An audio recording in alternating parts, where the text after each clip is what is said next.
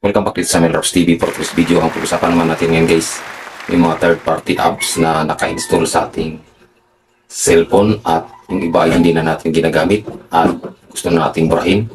So yun na po ang ating pag-usapan ngayon for today's video. Wow! Kung bago ka lang dito sa aking channel, huwag sana natin kalimutan na pindutin ang subscribe button at ipalo na rin niyo ako sa Facebook at ipalo na rin niyo ako sa TikTok at sa Bigo. At let's go! Go! Wow! There guys, at i-click natin itong setting. Ayun.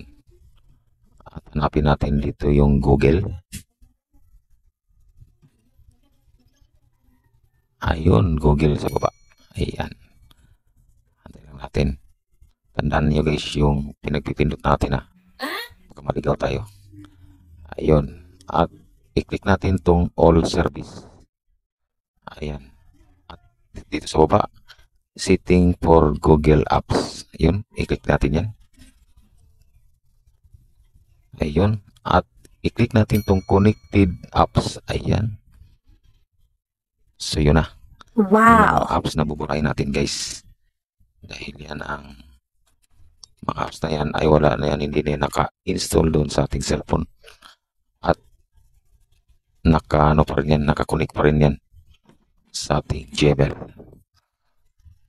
At nagkukos din yan ng naka-occupy din yan ng space sa ating storage. So kailangan na natin yan na purahin. At unahin na natin tong limits make new friends. Ayan. At pindutin agad natin tong delete niya sa baba yung may kulay blue. Ayan. Pindutin natin yan guys. Yung delete na kulay blue.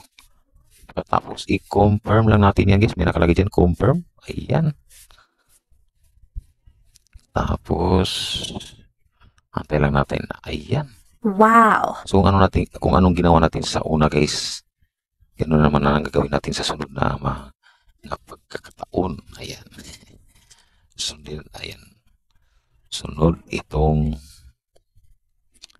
video IQ. Vid IQ. Ayan. Same process lang. Pag maklik na natin yan. Punta agad tayo sa delete all connection you have. Ayan. At pinutin agad-agad natin itong confirm. Ayan. Ganun lang guys. Ganun lang siya kasimple.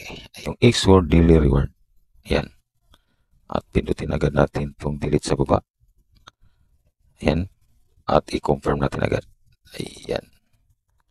Antayin lang natin na mawala yung parang itim na yan. Tapos isunod naman natin itong sunod natin yan. Ayan. At sa baba, pinutin agad natin itong delete at confirm. Yan lang guys, same process lang. Isunod natin itong StreamYard. Ayan. Click lang natin. Tapos sa baba, delete. Tapos confirm. Meron na lang tayong 8 apps na natira. Natin ginagamit yan.